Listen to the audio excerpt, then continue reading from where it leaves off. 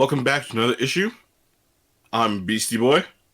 I'm Table. I'm Red, And it is I, Shino Brando. and in this issue, we explore Cum World Ah, gross, man. Gross. and dive headfirst into sex criminals. Need a lawyer for that? Solid, maybe. Our two main characters do. So this book is written by Chip Zdarsky and Matt Fraction. Chip Zdarsky being very famous for writing issues of Spider-Man and many a Marvel property, especially a very famous Daredevil run that I've been speaking highly of for a very long time.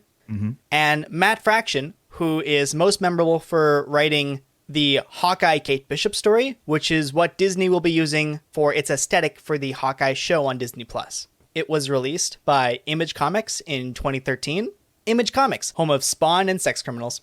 I'm going to apologize for Image Comics right now. At the least, it's pretty. Like, this book actually has some absolutely fantastic art. Like, the characters all look good. They all look personable. They're expressive. The general colors are grounded and worldly, and you're like, cool. And then the bonus colors, is what we're going to call it until we get a little bit more into the plot, are soft and glowy and warm and just such a cool look. Somewhere between like fluorescent and neon. It's really cool. Yeah, the aesthetics of this book are great. So, Cum World. Soft and warm, is it?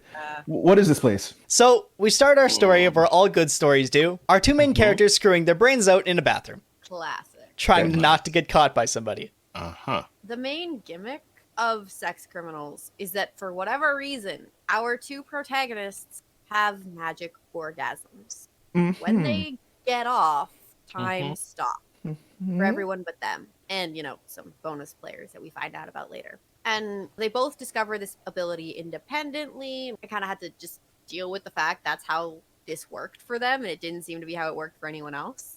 Okay. Push comes to shove, you get a little bit of this in your life, a little bit of that in your life, and you decide to use your magic sex powers to rob banks. Who wouldn't? Okay. It's a little more complicated than that, though. Right. So with some narration, we get a flashback to the day that our initial main character's dad died. Specifically, Tuesday, October 26, 1997. It feels way too specific to not be something in particular, but alas, doesn't come up. A dude upset by the recent stock market crash came to her dad's work and shot him dead. I think the specificity of the day is just to reference the stock market crash. So you can go, yes, this happened after that, actually, specifically. Now, our main character, her name is Suzanne. And Suzanne's mom didn't take the death of her husband very well. Fair. Many tears were shed and heard from Suzanne's room. The only place to drown out this noise was in a bath with running water. Leave the tap running, lie under the surface, and she couldn't hear her mom. Now, this is sort of where we get into some of my first, hey, what the fucks about this book. Now, I want to give you guys a little bit of disclosure on this. Red suggested sex criminals to me the first time a while ago. And I read the first two issues and went, not for me, and stopped. And when it came time for this episode, I picked it back up and started at the beginning and read through all of Volume 1, which is what we will be covering today. One of the things that initially turned me off the book was the way they chose to, the relationship between Susie's trauma and her sexuality. Because that's a difficult thing to talk about. For sure, trauma definitely affects that for a lot of people. But it's really complicated. It's difficult to express, especially in like 13, 14, 15-year-olds, which is the time frame Susie is occupying at this point. And it's triple weird for it to be written by a couple of grown-ass men. It's just weird. Like, later on in the volume, we go into the other protagonist's sexual awakening as well, and how he did that. He doesn't have trauma in his backstory. He's just a weird fucking teenager. And the writers are coming from a more knowledgeable place there because at some point they were teenage boys figuring themselves out. As someone who was actually literally in middle school when this book came out, the way they treat the middle school girls and their sexuality is fucking weird. We weren't like that at the time, and I'm vaguely uncomfortable with the way they treated a lot of the elements of these young girls. It doesn't get graphic. I need to be clear. For all that this is a story about sex, it doesn't get, like, hideously explicit. It doesn't shy away from it, but it's not like, yeah, look at all these like, no. It shows what it needs to show, and it doesn't go beyond that. And it doesn't show you anything super graphic when they're kids, because obviously that'd be super fucked up. Or it'd be a But show they on really- Netflix. Anyway. Oh. But they chose to walk some lines with this book. Susie's coming to terms with her sexuality is plot relevant because, again, she has weird sex powers. It's just a weird call for two grown men to make, to write about, given that I'm not sure they know what the fuck they're talking about on this one. Still, she realizes she stops time. It's weird. With new experiences came a look for answers. First came asking the school sluts. You gotta also imagine she's in middle school, so what exactly school sluts mean, I don't really want to know. I can tell you. What it should mean was they talked to a lot of boys and they wore a lot of makeup. That was it. That's what you would call someone a slut for in middle school. Oh. Damn. But these school sluts, they weren't very helpful at all. But a different girl came to her rescue, pulled her into the bathroom, gave her a cigarette, and started teaching her everything, including bloobing, swathing, Okay. and reverse cowgirl. Diagrams were involved. Wait. Reverse. Wait, but I'm so confused. Reverse. Wouldn't that just be? Nope, back it's around? reverse. No. Reverse. Huh. You switch something else. Okay. Yeah, there are diagrams. Not very good ones, but they're there. So with that also a bust for actual usable information, she resorts to conducting her own research. She tries asking her mom, who calls her a slut. She goes to the library and starts reading, and really discovers that no one else seems to be encountering the time-stopping orgasms. We now time skip to much later in life, where a post-college Susie is at a fundraising party for her local library, the same local library she went for information. While quoting Lolita, a Lolita book, A weird move at any time. she meets her future partner in crime, John, who also experiences the quiet. Unfortunately for everyone, John has a very different take on it, as all men seem to have a very different take on sex. Because for Susie, the quiet was a way to escape her life. It was a way to kind of step away from her trauma, among other things. John calls it Cum World after a porn store that he walked past regularly. You know what's sad? The store is called Cum World. Yeah, it's got a big sign with a very stylized C, and I hate it. This is not the last time this shop will come up. John and Susie hook up. And of course, the pinnacle of the evening for both of them arrives. And they're vibing, enjoying the glowy shit. And then they realize that they're both moving and aware. At which point they both freak out. I feel this is where I should say, by the way, that in the quiet, for whatever reason, John's dick glows, and it's really funny. It is hilarious. Is it like a lantern ring or like? No, like the whole, listen, Whole pardon, fucking thing. yeah, just, yeah. Your shorts is strong. Nailed it. So, because John has a natural advantage in certain perspective stuff with sex, he has an understanding of the mechanics of the quiet that Susie hasn't come to yet. He knows when it ends and why. So, for Susie, it's kind of like, just stops at some point. But by keeping track of the glow of his dick, John knows when the quiet's going to end because that's the end of his refractory period. When he's ready to go again, he rejoins the main world. And thus, here are our mechanics. You get off, time stops. As soon as you are ready to have sex again, time starts. That's Interesting. it. Awesome. Best 5 minutes you're ever gonna have. Let's go. So, the morning after their exploratory session with each other, John gets introduced to Suzanne's roommate, Rachel. Remember Rachel. Okay. Who happens to be the girl from the bathroom stall in the flashback. Oh, giving the lessons. Yes. We don't We're- see how okay. that relationship develops. It just does, apparently. Well, when someone teaches you reverse cowgirl, how could you stop? After this hell of a first date, John ends up at work and escapes into Cum World Goes to the bathroom. At work? At work. At work. For a reason. Damn, dude, what the fuck? Okay. No, there's a Alright. good reason. And the good reason is because Not he a really... good reason. I It's not. disagree. It is a I reason, disagree. though. I There's disagree. a good reason. I need to Okay. hear both sides, but okay. The Okay. reason is Uh-huh. he really hates his boss. And so for months on end, he has been shitting in his boss's plants.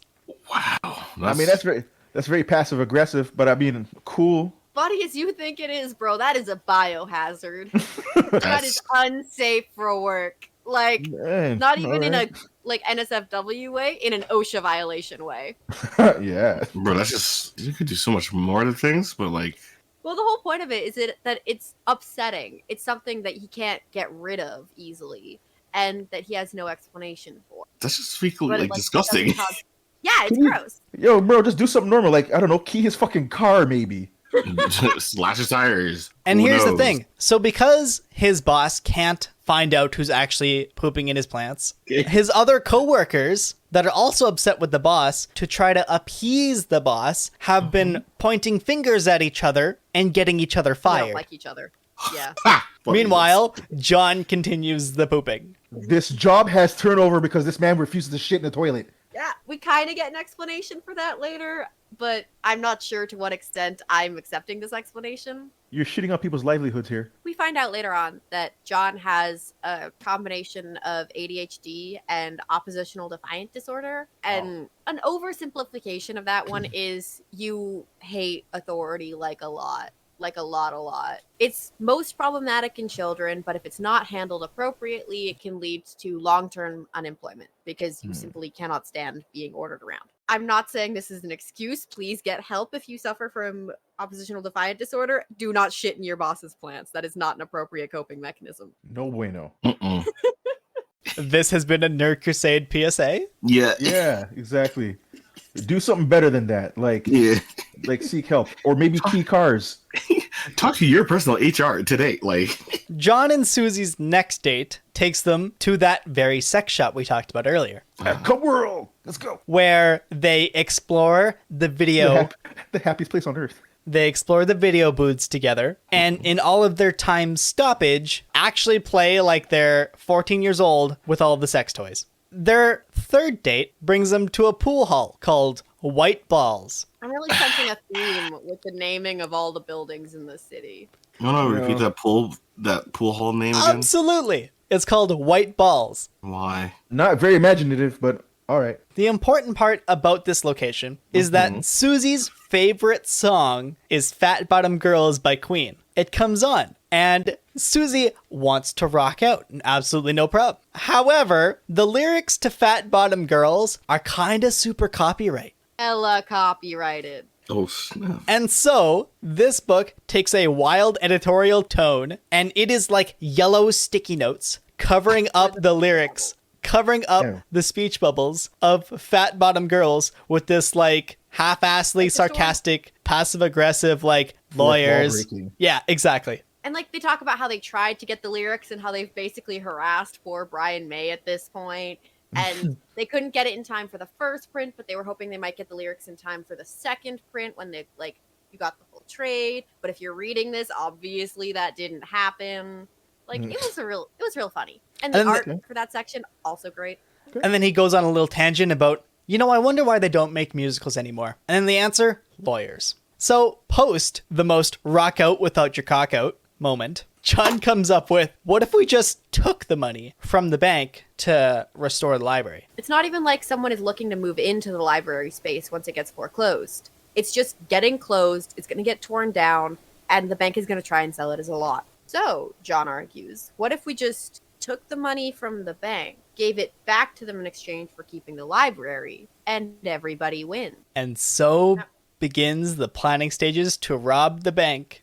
Now, in their planning stages, they have some fun. They continue to fuck around, both literally and less literally. They rob some smaller banks very sneakily. Never too much money, but just like a little bit, maybe a duffel bag sort of thing. They also go back to that same sex shop and decide, okay, well, let's stop time, rearrange all the shelving units, pour lube on people's heads, put dildos in people's mouths, and then leave. For fun. And so they do.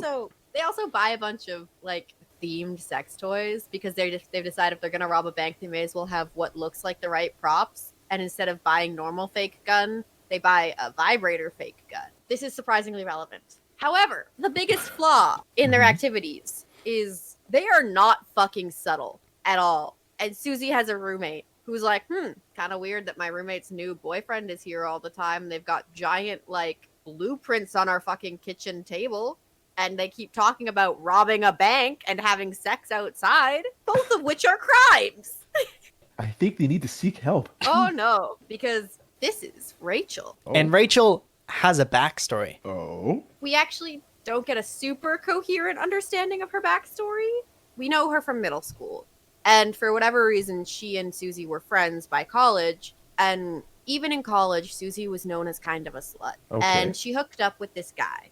Named Jeff. Yeah, Fucking track Jeff. star, full ride scholarship kind of motherfucker. And they were hooking up and everything was fine until one day Rachel said no. And Jeff And decided to do it anyway. Jeff decided he didn't give a shit. So I will argue for the sake of arguing that following this event, Rachel has a breakdown. She drops out of college. She starts doing drugs. She refuses to follow up with the police in any way, though Susie tries. It leads to Susie kind of pitching a fucking fit, jacking off in the back of a lecture auditorium, taking some of Rachel's weed, throwing it in his backpack, lighting a blunt, taking a few puffs, and throwing that in as well, so the whole fucking thing catches fire, which, credit where credit's due. It does get Jeff kicked out. But the argument here, right, is that this is supposed to explain why Rachel is now about to be a narc, and it's another instance of Susie using the quiet to her advantage. I very, very, very firmly believe this could have been accomplished without a sexual assault. I get this is a story about sex, but fun fact, you actually didn't need to do that. There are other bad things that people can do to each other. There are other just shitty breakups that you could react poorly to. It didn't have to be like this. That. Yeah.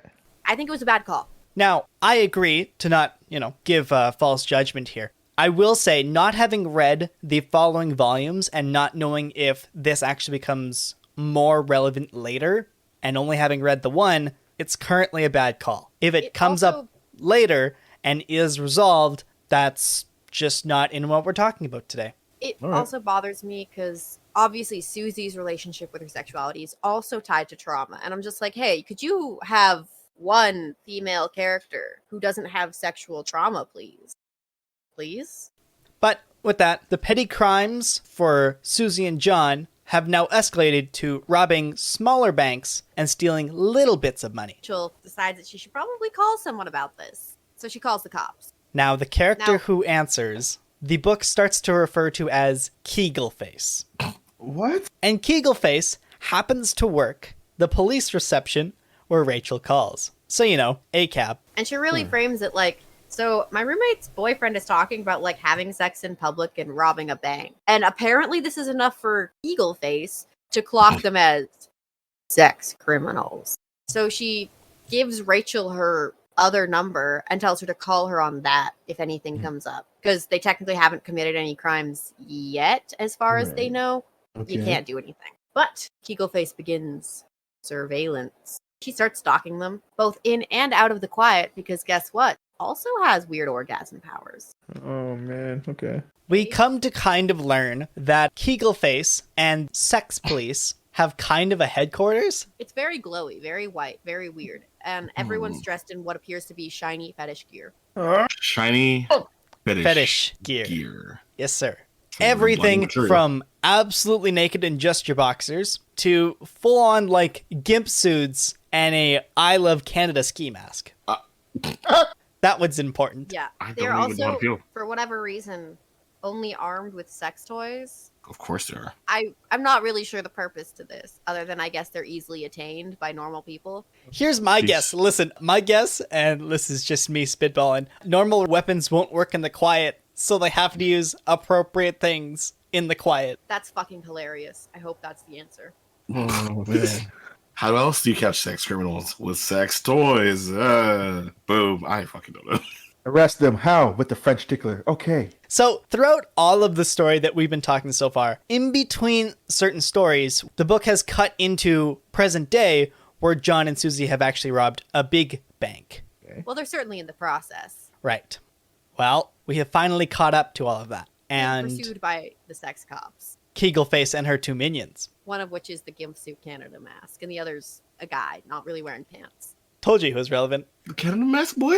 Yeah, man. Yep. And to Is he, subdue our wait, is he like the snake eyes of the sex police? Fuck. perhaps. Solid.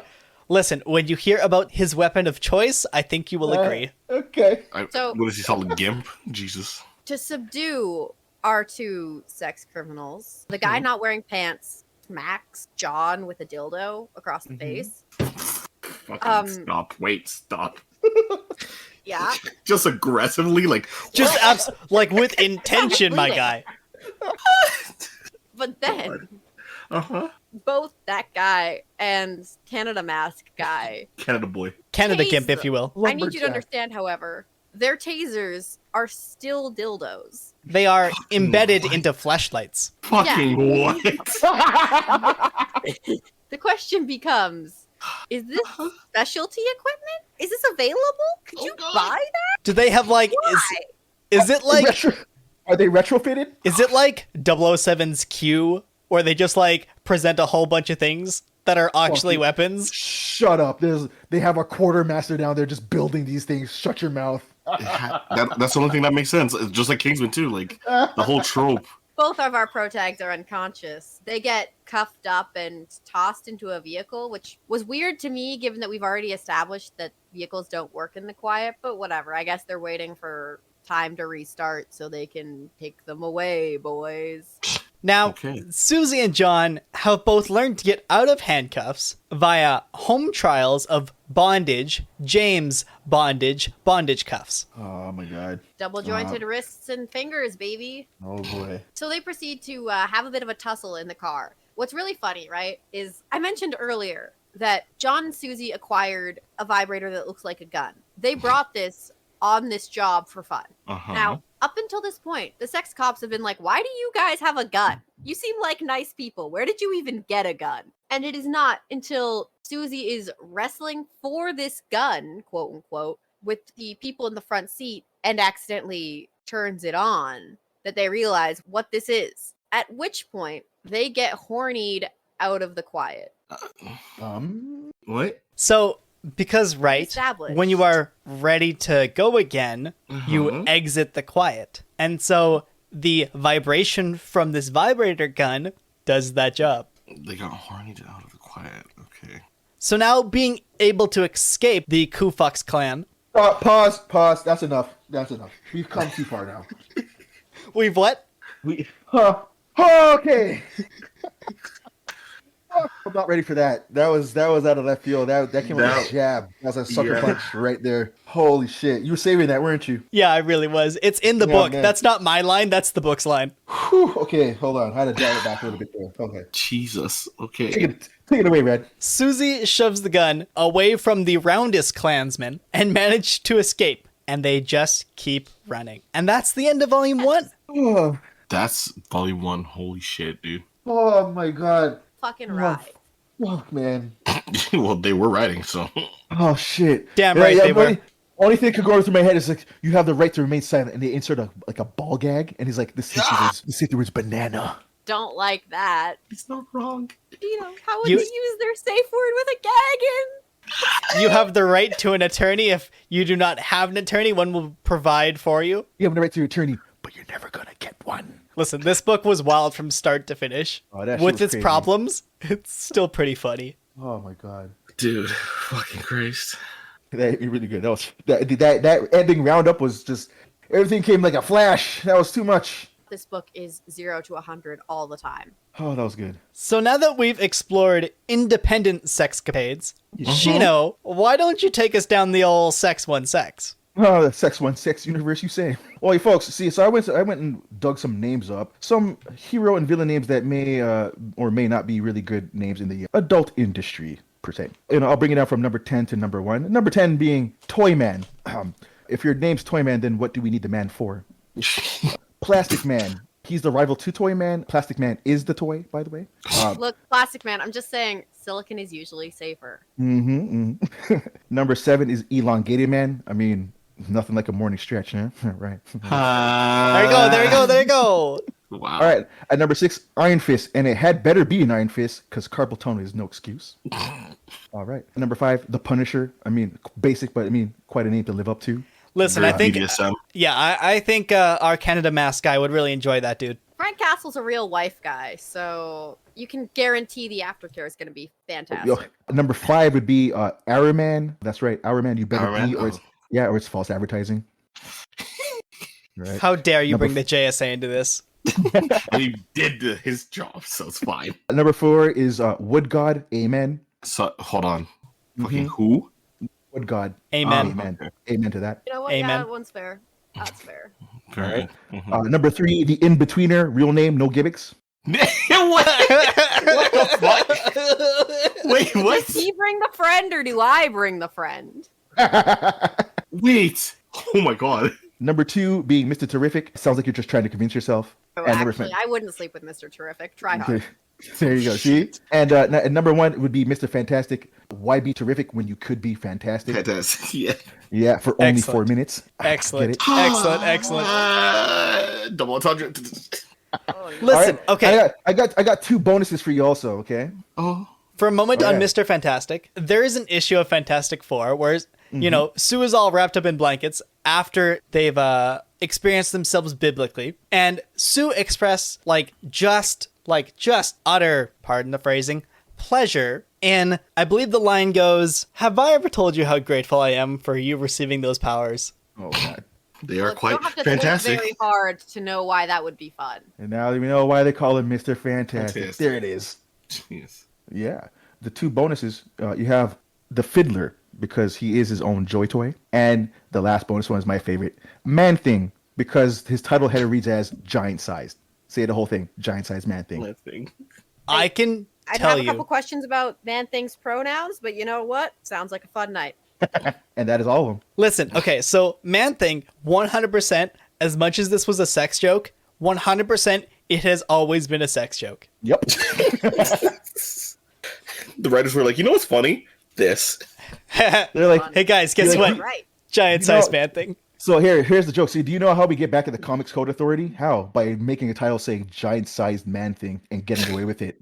Way to go, Marvel. Way to go. You can see right now, just back when they're writing, they're like, high five. Good job. That's all of them, man. I appreciate your hard work and extensive research on that one. Hard extensive. Nice. Nice. Nice. Yeah, I was Nice. Very nice. With all of these jokes coming and going, Oh, fucking Nice. Christ. Nice. Beastie, We're all adults. Beastie, if you Yeah. please. Oh, well, oh, nice show. You should say it'll be my pleasure. Nice. Stop. I didn't want to. I thought of it. I was like, no. If you'd like to hear more, sexcapade stories, per se, even sexual encounters, make sure you hit that subscribe button so you can tune in every Wednesday, and you can catch us streaming live on Thursdays and Mondays as well at twitch.tv/nerdcrusade. You can also follow us on Twitter and Instagram for updates and others, and join our Crusader chat on Discord by checking our link tree in the description. You can download any previous episodes or listen on your mobile device through anchor.fm or search Nerd Crusade on your favorite podcast app. Thanks for joining us, and until next time, fellow Crusaders. Those sexual encounters are not promised, and that's to be continued. Haha, episode 69. Nice. Thanks for tuning in. If you like this video, go ahead and button mash a thumbs up. If you want to swing by when we have a new video, web up the sub button. Oh, and while you're at it, hit the bell to be notified by.